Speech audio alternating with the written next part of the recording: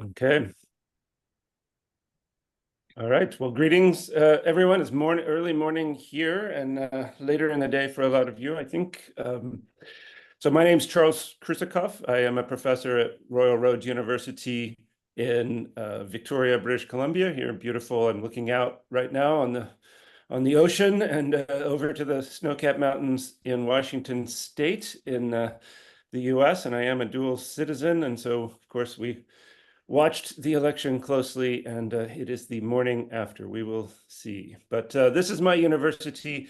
If you get the chance to come to Victoria, please connect or come out to the west to, we're between Seattle and Vancouver.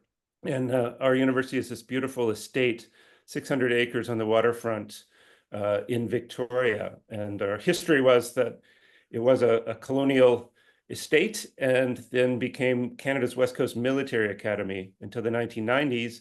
And then they transformed us into a primarily, what we say blended, but primarily online university for mid-career professionals. And they do film a lot of movies. You may know it from the X-Men or some other movies they film on campus.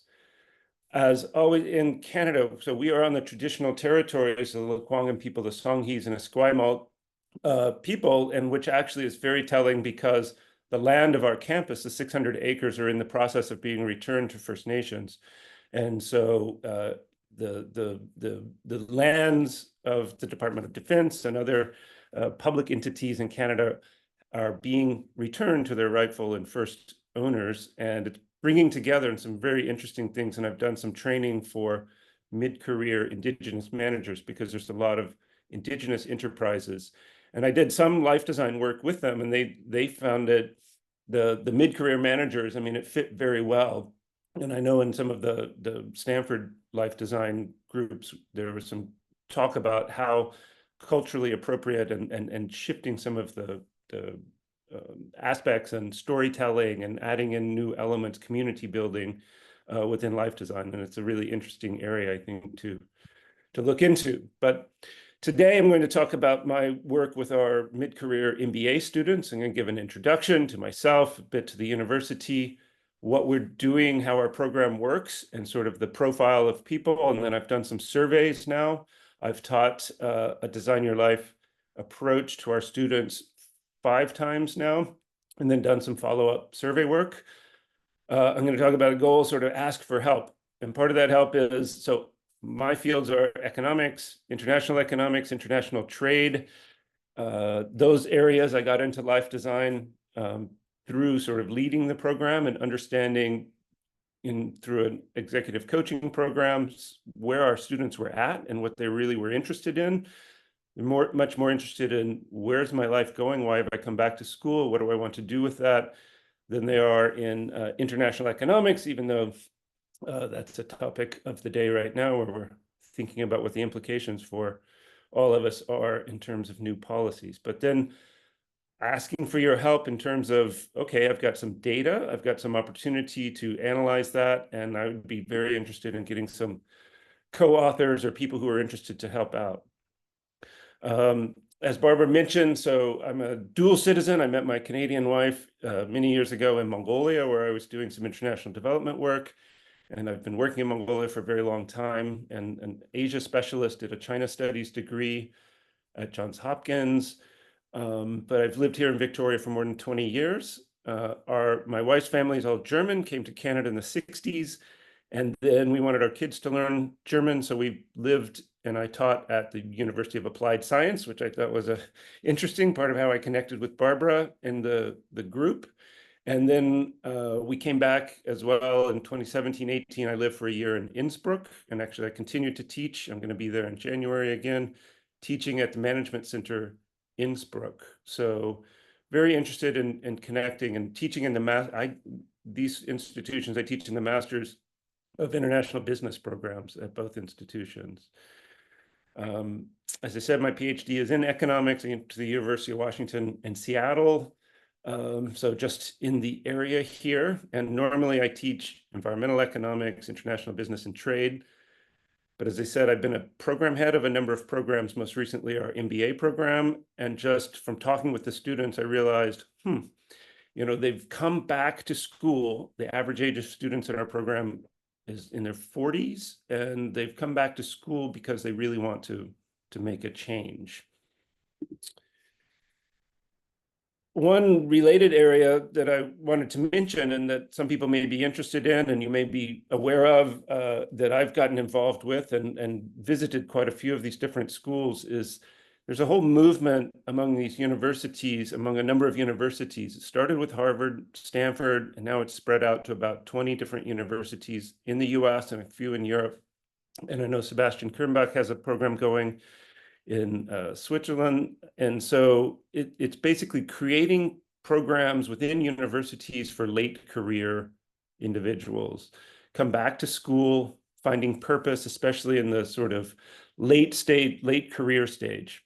So I put myself both in this as someone who's interested in being involved with these programs. I've visited a number of programs. I've looked and thought about how to get more engaged in this, to potentially start a program.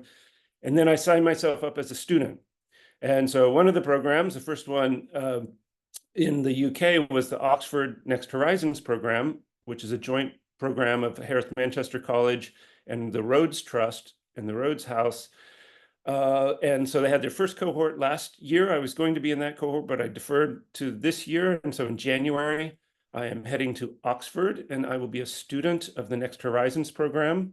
And the way these programs work, if you know them, is basically a cohort. So we have about 20 people from mid-50s into their 70s who come back to school, and you come as a cohort. You hear lectures from fantastic faculty members on important topics.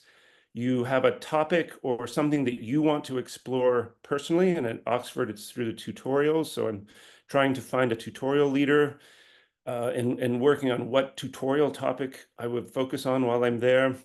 And then as a group, you do things like life design, talking a lot of life writing, talking about what is the purpose and where do you want to go, and working together on this. So this is something that I think is emerging, and we could get into this, all the things of the demographics of universities, the declining number of undergraduates, the increasing number of people with interest, money, time, who want to come back to school. And I think this is an area that universities could really be looking into and expanding these types of programs for people in their later careers. And that's part of what I'll be doing. And as I say, I'm in my late 50s. I'm ready to leave I've been teaching for 20 years in my current position. I'm ready to do something different. What that different is, I'm not sure. So I'm going into this looking for my next horizon as well. Now, I don't want to leave too far away because I live here in Victoria. This is the beach across the street from my house. Looking across, that's the US, the Olympic Mountains on the other side. This is the Parliament building in Victoria. We're, of course, halfway between Vancouver and Seattle. Take the ferry either direction, and we have a very beautiful campus, although I don't go to campus much because we teach online and I'm at home most of the time. We are a provincial university. We were set up specifically for mid-career working professionals. Almost all of our students are master's students in blended programs. The programs are cohort-based, and the students typically do some online work. And so I'll talk about how this course that I'm doing is the first 7 weeks of the program. It's the students work in the course for 7 weeks online, and then they come for a 2-week residency on campus. And then they go back online for about a year. Average age in our programs overall and in our MBA program is about 40, so spans from 30 to 65. People have a lot of work experience, and one of the interesting things, I come from a traditional academic background and teaching in a more traditional university background, but we've always accepted students without an undergraduate degree, and more than 50%, about 2/3 of the students in our MBA program don't have an undergrad degree. But they come from the military, they come from trades, they come from a lot of applied degrees, 2-year degrees, and now they've risen up and they're the regional manager for the electrical utility, and they have 800 employees, and they're sitting at the table. They don't have an MBA, or a official formal university degree. They both want that for personal validation. Often they want the degree to allow them to advance or to shift in their careers, and they find degrees to be important. But then what I've discovered in that is that really when people are coming back and they come and they pay for the MBA, and this has been one challenge with those other programs for later career people, is what are people paying for? There's the experience of it, but you don't get a formal degree. It's not a credit-based program. People are willing to pay $50,000 in our program for an MBA because the MBA makes a difference. But what they take away and what they all talk about taking away is not, oh, the wonderful skills that I developed in my MBA. It's the people I met, the sort of thinking and reflection and time that I had. And so that's what I started to realize when I was running the program, that really people are coming back because they want to make a change.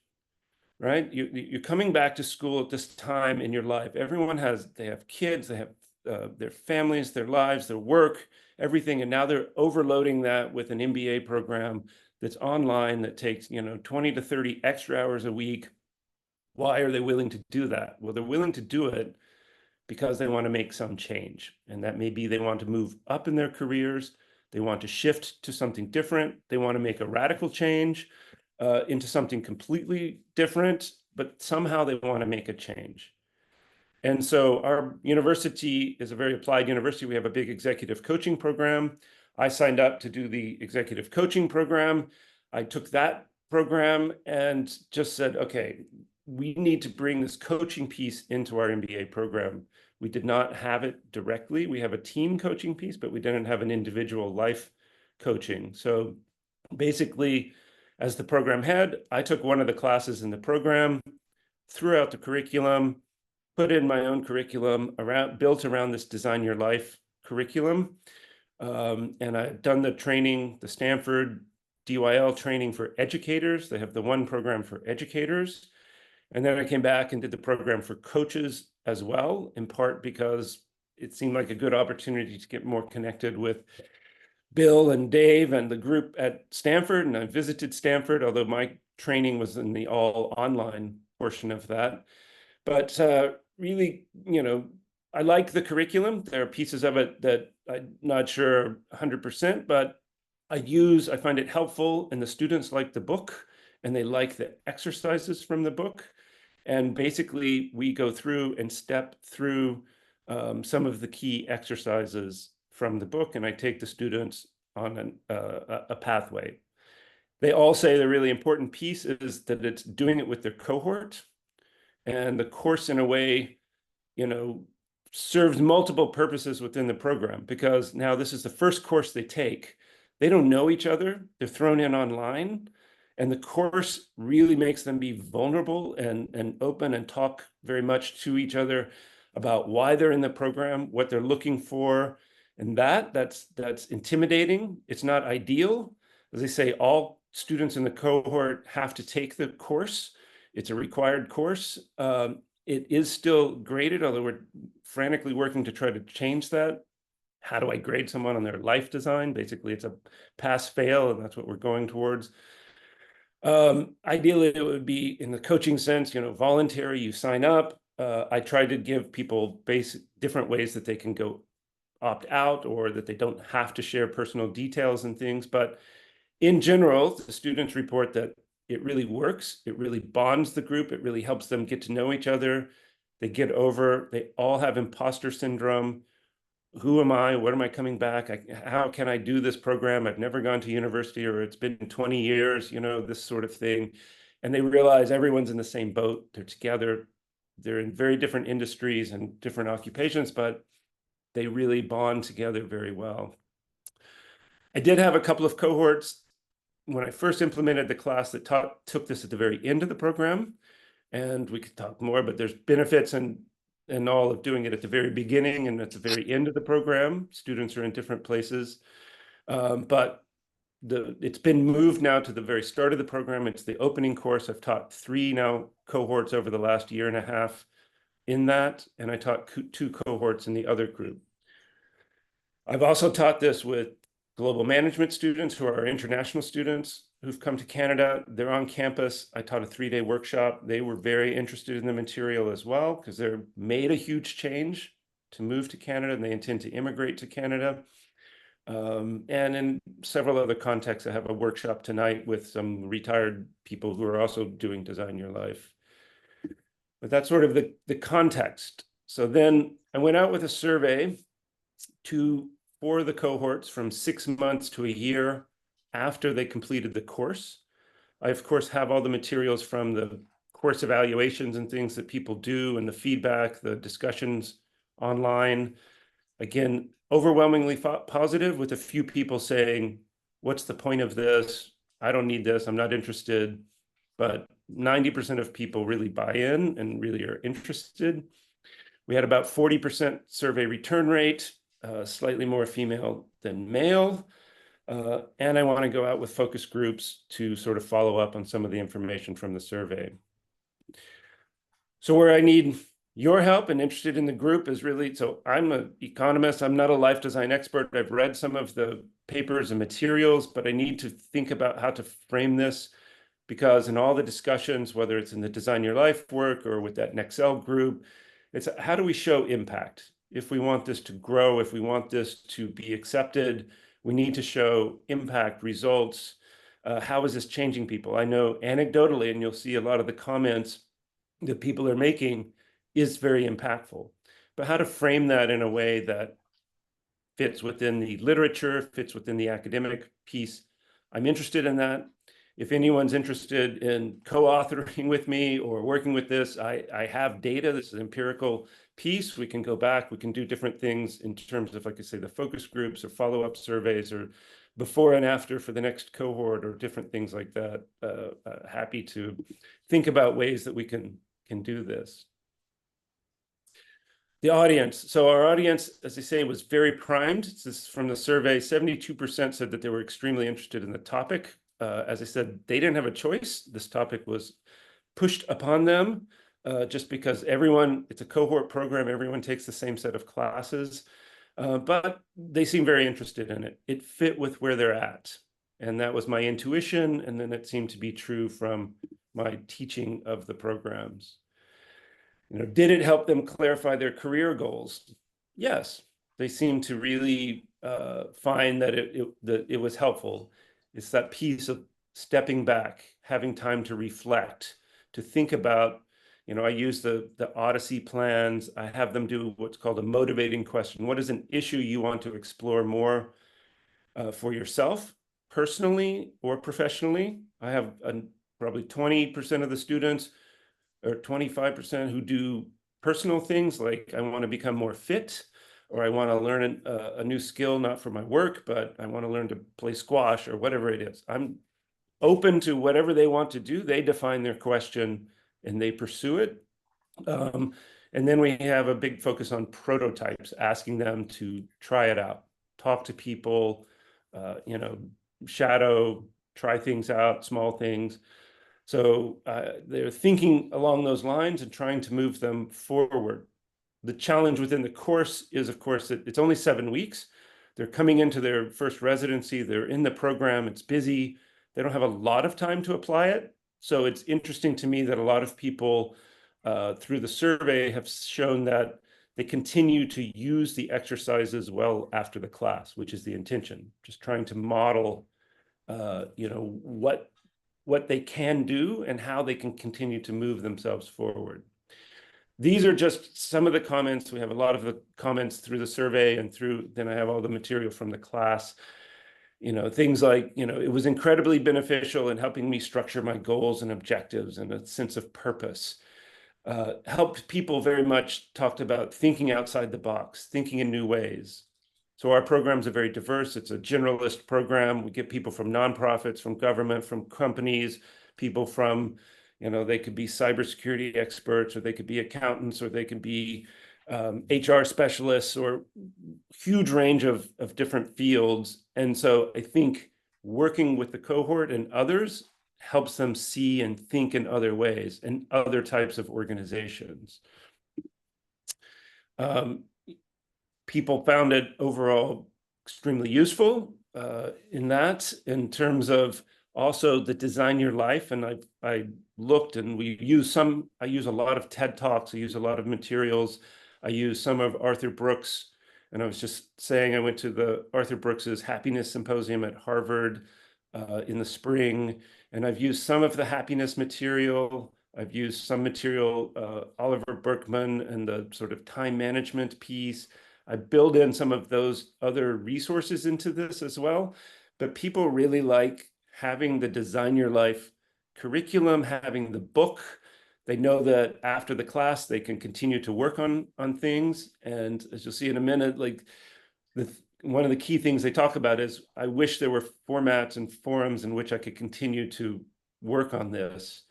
The challenge that I found with that is I've tried to do some follow-up talks or some different like workshops or things, and people are continuing in the program. They're busy, they have other classes, they still have their work, their life, and it's really hard to sustain the momentum after the class, I find. So you captured them, you have them, and then they're off on their own, but because they're still with the cohort, everyone's been exposed to this. Did you take actions? And yes, people did say that they took steps. And there were several people, I get feedback that several people have changed their careers. They've moved to new cities. They've done different things because they started the process of thinking about it and realizing they want to make that change through this course. So it's interesting, though, also this piece we've started to do some of the breakdown. We don't have a huge sample size, so looking at who and what they do, but men being more likely than women to actually take steps towards these. These are, again, just some of the comments that have come back. The prototyping, I think, really encouraging people to take action steps is something that is very important, and really pushing that. And that's something that I really encourage them to try to do at least one thing. And it's something I want to build in the future class. They have a team exercise and build more around how they can explore different types of career paths, or what different career paths would be like. So for people in nonprofits, they sort of idealize working in the for-profits. Oh my gosh, we have no resources. It's always such a challenge. Wouldn't it be great to work for a big company that has lots of money? Then you get everyone in the companies who think, oh, I just need to get out of this. I want to be in a nonprofit. I want to have purpose. And so allowing people to understand more what it really is like in other occupations and other industries, I think would really help people in terms of their journeys and their mapping. What do people find helpful? If you know the DYL curriculum, these are some of the different, most of these are from the DYL: prototyping, trying things out, doing informational interviews. That seems to be the thing that helped. People really like the Odyssey plans, coming up with different possible futures for themselves. Those are 3 different futures I use.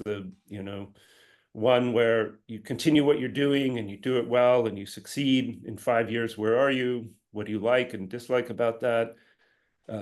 You're fired tomorrow. There's a really good video called Comfort Rings. And I can post up some more of the resources that I use and videos and things. But that's, guy walks in, gonna have a meeting with his boss, thinks everything's great, he gets fired. He's like, oh, it's the worst day of my life. And 2 years later realizes it was the best thing that ever happened, because you have to rethink, you have to think, what is really important to me? What do I really want to be doing? And restructure in that way. So these are the things, that people found useful and interesting and helpful to them. And sort of, how have they used prototyping? Being able to speak to people. Volunteering is something I really encourage people to try things out in different ways.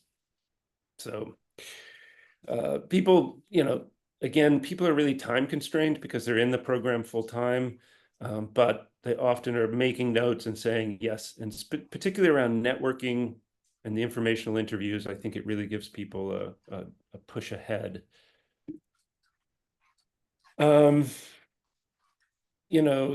Additional things and sort of, should this be in the program? overall, almost everyone says it should be in the program. They're not always sure it should be a required course, which I would agree. Although, as we know, when you're teaching in these programs, the people who would benefit the most would be the ones who would opt out of taking it. So there is something, as I say, we're trying to redo it so that it's a non-credit, pass-fail type course, still would be required. I would love for it to be in 3 pieces, a bit at the start, somewhere in the middle, and right at the end, so that you catch people at different times. Again, that's academically is really hard because in our institution, if it's not for credit, you can't get institutional resources to pay a teacher to teach it. And so it's very difficult to think of how you break up credits and do different things. So you run into institutional constraints in different ways. And I'd be happy to talk with anyone just about sort of what we've discovered in teaching and trying to integrate this in the programs and things. So next steps, I'd be interested in just having a discussion, what people took away, what you're interested in. In our own program, I want to do some focus groups and try to do those before I go to Oxford. And I'm going to be teaching online from Oxford in our next cohort, which starts in January. So I'm going to make some changes, I think, within that program to try some more things out where they're working more with each other around exploring possible futures and possible career options. But I will leave it there. Barbara, open it up for discussion. People have any questions or? Yeah, Charles, thank you very much. This was a firework of insights already in impact, and like in the question you're asking ourselves, but you gave so many answers. I mean, at least first insights in which direction it can go, and very interesting. I have one question to start, and then I give the round 3. You showed a lot of pie graphs with percentages. What data? How many people lie behind that? Like how big is your data source? Yeah, so I sent a survey out. I'd had about 100 students who've gone through these 4 cohorts that I was looking to survey, and 40 people, 39 filled out the final survey. Okay. So I had about 40% of the participants, probably, of course, a bias towards people who enjoyed the material, engaged in it. I did have a subset, probably 4 or 5 people out of that 40 who really didn't like it, and they just didn't find it helpful, right? They felt like, oh, I would have rather taken an accounting class or something. I don't know, something more of a true MBA class.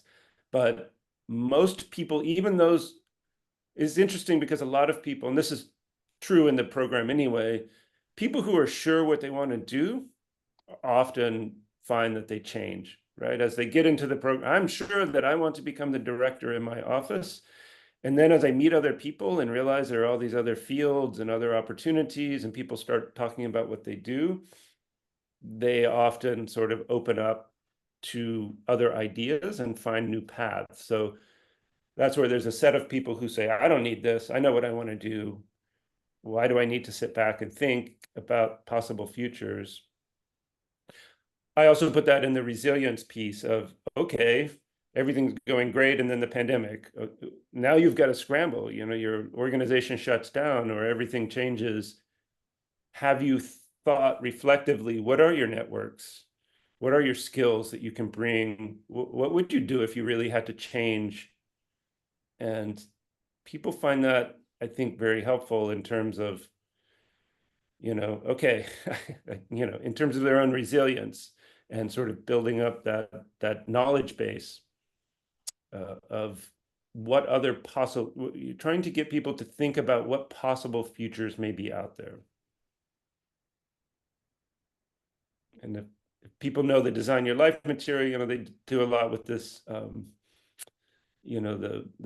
sort of myths and dysfunctional beliefs that people have around possible futures, about following your passion is a myth. We all have many passions. We all have many possible futures, or needing to know where you're going. We often we're all sitting here today, and when we graduated from university, we had no clue that we would be where we are today. There are just a series of happenstance and chance and choices, and you've probably followed your choices that you made along the way, but there's a lot of randomness and chance within that. So yeah, thank you. So the stage is open. Please ask your questions, involve in the conversation, or exchange also your experiences.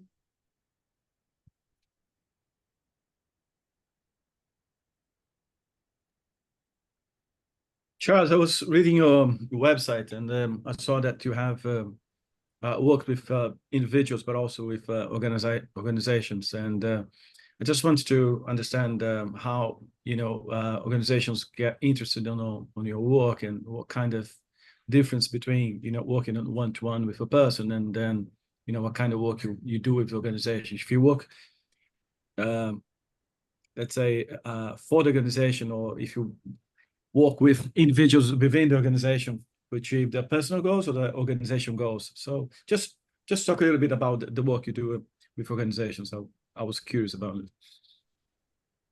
Yeah, and for that, I will say I've not worked a lot with organizations on that. It's something that we've talked about, and I've talked with some of my students about, like bringing some of this into an organization. And I know, and then, I mean, they Bill and Dave have talked about it as well, and some of the work that they do. Of course, there's always a challenge for a lot of organizations if you want to bring in this life design and say, oh, you think about possible futures and think about different things that you can do.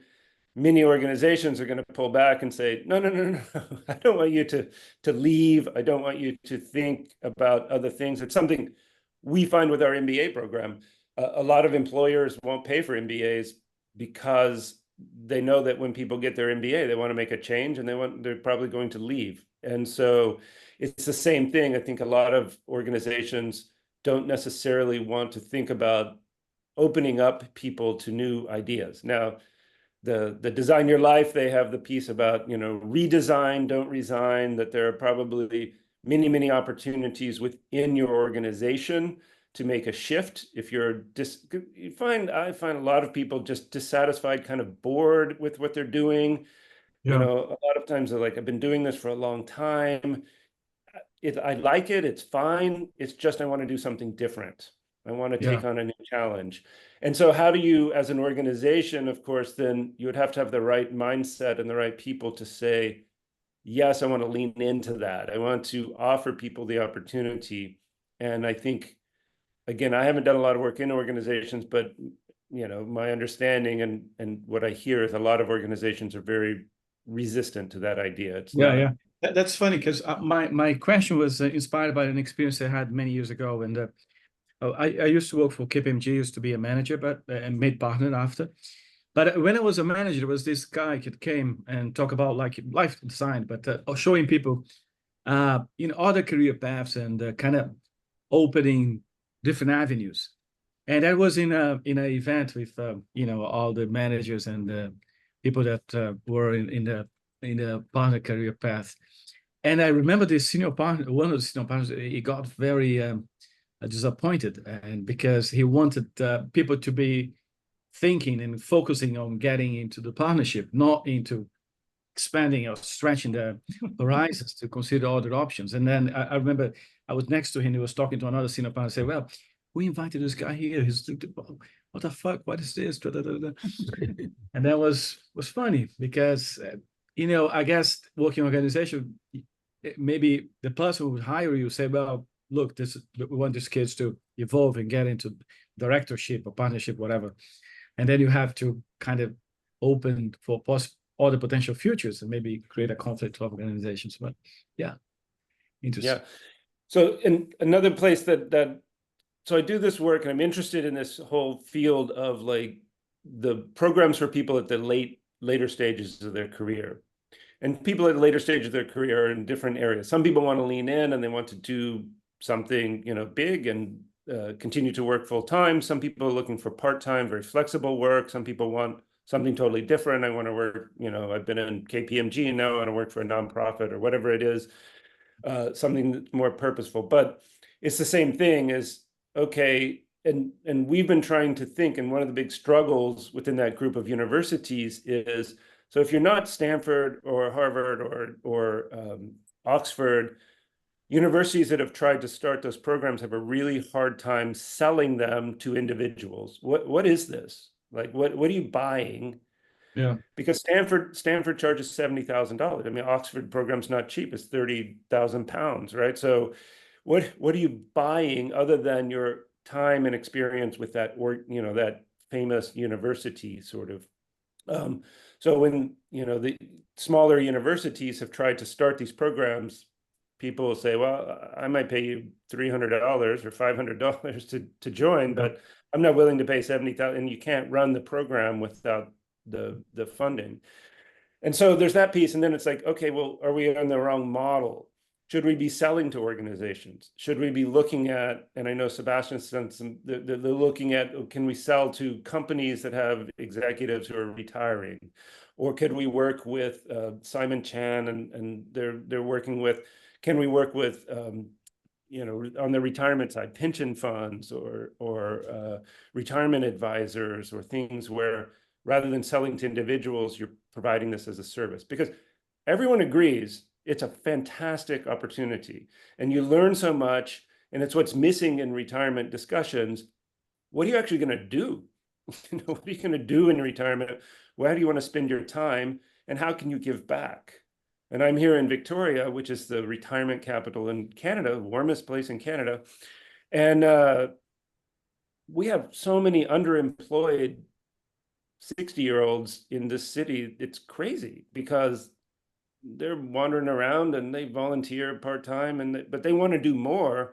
But there's this huge disconnect of how you connect people continue into organizations in the workforce. There's something there. That's an area that I really think is something that's to explore. Cool. Katerina, sorry. Hi. Hello. Hi. Thank you for your presentation. I really enjoyed it. And I found particularly interesting the fact that you had a sort of a slide asking for help, which I thought was really creative. It's not usual when you have like a keynote, sort of say, and the speaker asking for help. I'm interested in connecting. I'm not that interested in submitting a paper to OIRUM, because I don't think I will have the time to engage with anything until January, which I think is the deadline.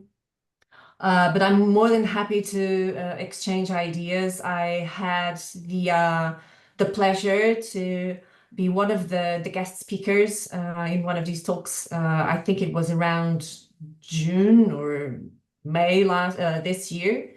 And I had a chance to present my work, which has been around a framework to help individuals, but mostly students, in identifying the potential impacts of their chosen project. So particularly with students at their final years of master's and undergraduate studies. But recently I have been working with PhD students as well, in defining, for example, their thesis.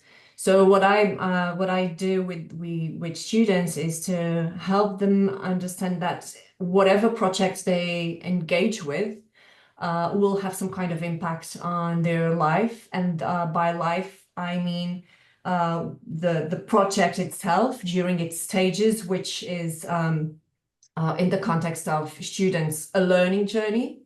And also beyond that. So I invite them to think in terms of what comes next. The project is over, and that next is a midterm anticipation of impact. So there is a little bit of foresight involved in this process. And obviously, when they're finished these projects, they start thinking about their careers and their professional identities. So one of the things that I'm very interested in is personal, the definition of a professional branding, if you want, a professional identity that can be translated into some kind of a brand that defines the professional. And And the other thing that I was able to share with those that attended the session that I delivered was the output of this work, because I have published a book, which is the impact plan, precisely on this framework. The other thing that I wanted to share with you, so I don't have any questions. I'm just trying to share some ideas and to possibly find ways for us to connect and bridge our work. Is that we at my university, so I'm from the University of Aveiro in Portugal, we have this program which is trying to capture active people. So they are professionally engaged somehow in any kind of industry or sector. We're trying to captivate them to develop their competences and re-engage with the learning process. So as in a continuous life learning sort of idea. And we have been offering these micro-credentials, which are defined by 2 ECTS. So I'm not sure whether you are familiar with the ECTS. Okay, cool. So they get 2 ECTS at the end of these micro-credentials, which are these very short courses that are they are supposed to take place within 6 weeks or so.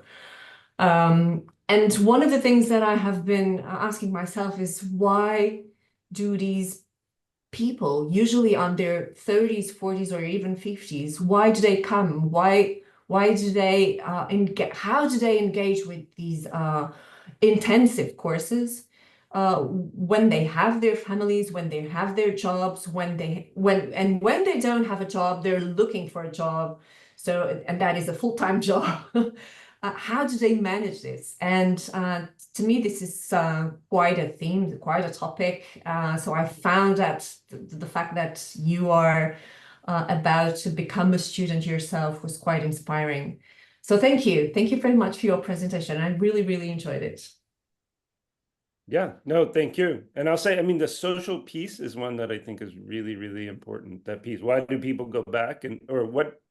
I think people often go back thinking they're going back to gain some credential or skill or something, and they instantly realize, wow, I'm back because I've met this whole new set of interesting people. Exactly the same reason I'm here in a way today, and that we all are is, wow, what an interesting set of people, and they all have different perspectives and things, and we can bounce ideas. And that's why I knew this was a group that I could say, Yeah, I'm open. I want some help, and I've read some of the pieces, but Barbara and I were talking earlier. I mean, this is a very emerging field around, well, how do you kind of capture and show some of that? And I know that, you know, citing the right literature and the different things and doing the right reading in advance. And as I say, it's a bit outside of my background and focus. I've read some of it. I just haven't had a lot of time to go into it further.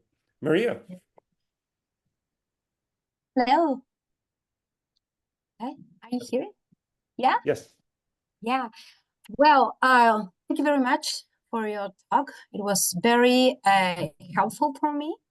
I'm really amazed about how similar are your results with our result. I'm from Chile. I work at a private university just with pre-grade students. And sometimes we work with post-grade students. So the group is very different, but the results are the same. And I will love to talk a little bit more. Maybe that's not the moment, but in other moments, about the mandatory issue. Your insights are the same with ours insight. Our students said exactly the same. Some students said, everything that is mandatory, I hate it. I don't want it. So I don't want to be here just because it's mandatory.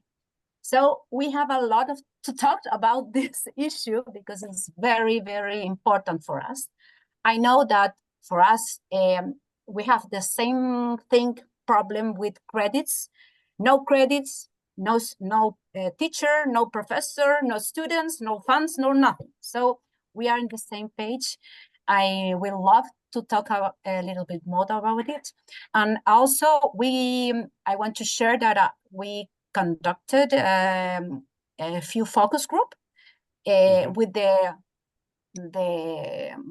traditional methodology, and also we conducted some deep interviews with more the design thinking methodology, and we had very, very interesting insights, and I will love to share with everybody with you in another moment. That's all. Thank you very much, Charles. Okay, yeah, and for everyone, it's, you know, we can follow up and we can set up a separate Zoom and talk, and it's great. Okay, Matt. Hey, just thank you so much. It was such a wonderful beginning. You had me at New Horizons. I want to join you in January. And I'll be honest, because I'm a practitioner, I've been teaching on and off for 20 years. I was also a professor. Now I'm back at my studio.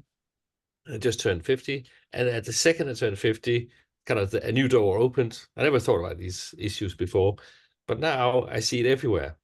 What you described that you are, of course, very knowledgeable about. And what I wanted to pinpoint it towards is that I think in Copenhagen, Denmark, I feel there's so many people who are frustrated, passive, even scared, but in a happy country. So they got everything, yeah?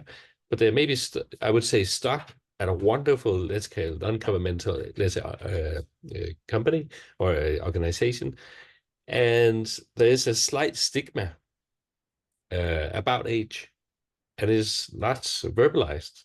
So I think there's a big disconnect in the perception societal towards what we need. So people go later on, of course, pension, and we need the hands. This is the story. But at the same time, there's like this, it was almost like not quite quitting, but people are both not wanted, and maybe they also tell themselves that they want to maybe step back.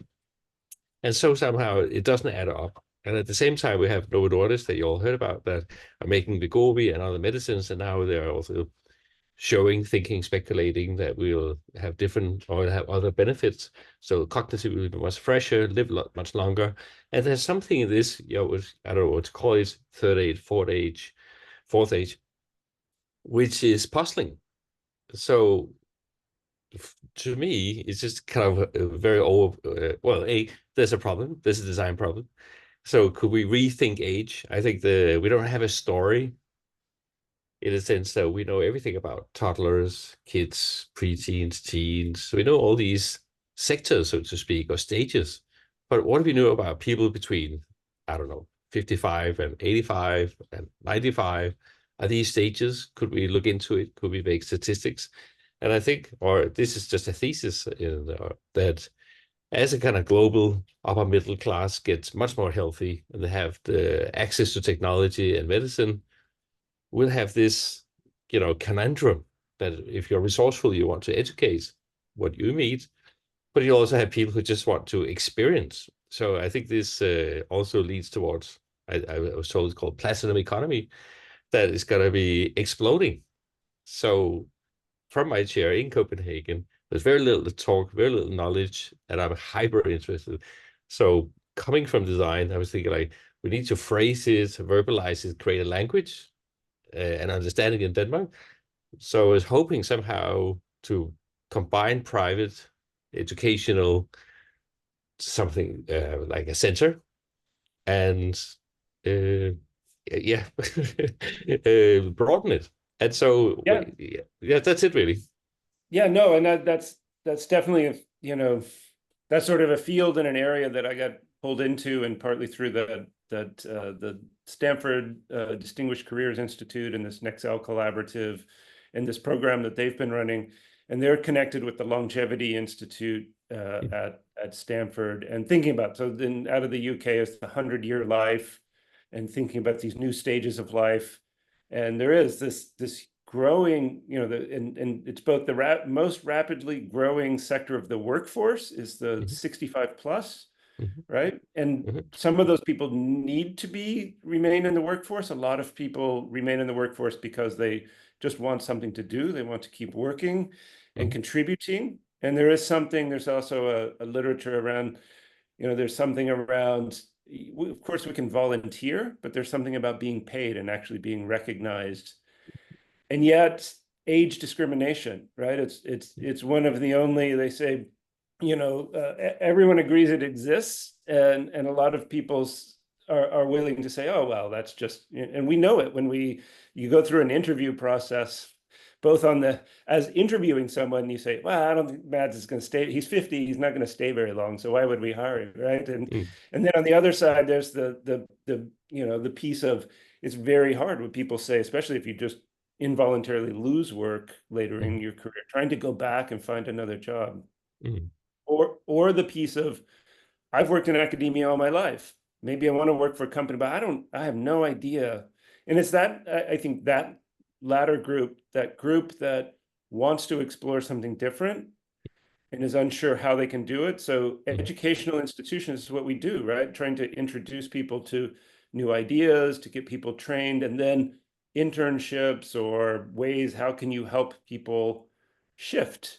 Because there's something that we could contribute in a technology company. We just don't know what that is. And they don't know what it is that we could contribute. But if we were there for 3 months, bing, things would start firing, and you would find ways. So how do you match those two groups back together? Exactly. I think it's a really interesting concept. Thank you. Yeah, thank you all for this very lively discussion. We have 2 more minutes. So Darren, please go for it.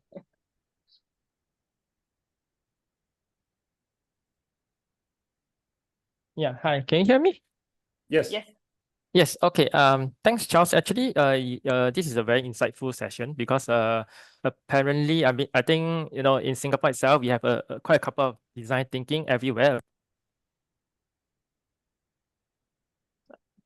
Uh-oh, we just lost you. No. Can you hear me again? Now we can again, yes. Yeah. So I was saying, but personally, I'm a very active mentor. So Oh, again, you're lost.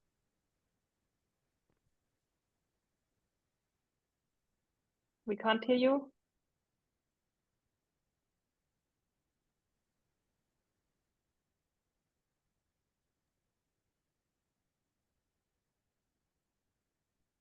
Still not.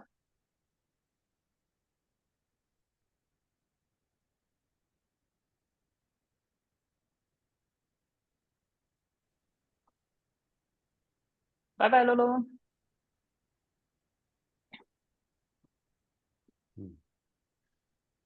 Not working with Darren. Yeah, maybe. And Try it, Darren, I'd or- love to follow up. As I say, I did a lot of work in Asia, and I would love to talk more about Yeah, Singapore. perhaps you can write your point in the messages, yeah, and then follow up with us. Radek, actually, it's 6 o'clock. You have one short statement, or? Well, kind of. I just wanted to also thank you, Charles, for super interesting talk. I really appreciated the work you are doing. Just very briefly, I am also in Portugal. So Catarina, I'm also in Portugal, in Lisbon, Nova School of Business Economics. And actually, to keep it really to the point, being aware of time, actually my PhD is about life design. And this afternoon we delivered a 3rd session with our group of master students here in Lisbon. And I guess I wanted to extend an invitation because on the 22nd of November, for those of you who maybe are in Portugal or are going to be around, you are very welcome to join us. We're going to have a small summit about life design, particularly focused on using life design in relation to aging and longevity. So since I heard those keywords, I wanted to invite you. And I don't know, Katarina, if you would be interested to come over from Aveiro. 22nd of November, we are here in Carcavelos. Please, Radek, write an email, either in the group, you can do that, or send it to me or Bettina, and then we send it in the group. That would be great. So everybody is informed. Yes, and Sebastian is going to be there too. We invited Sebastian, and he's flying from Switzerland, from Zurich. So people will be there, and it will be a nice meetup for those of you who can make it. Thank you. Yeah, thank you all for joining today, like really from all over the world. That makes me really happy. And thank you for this lively discussion. Thank you, Charles, for your input. I'm going out here with a lot of ideas also on researching questions, but also with a great feeling of meeting soon, perhaps, I don't know, in Portugal. Let's see. Yeah, and perhaps that with our next meeting in the beginning of December. It would be great to meet you all there. I'm now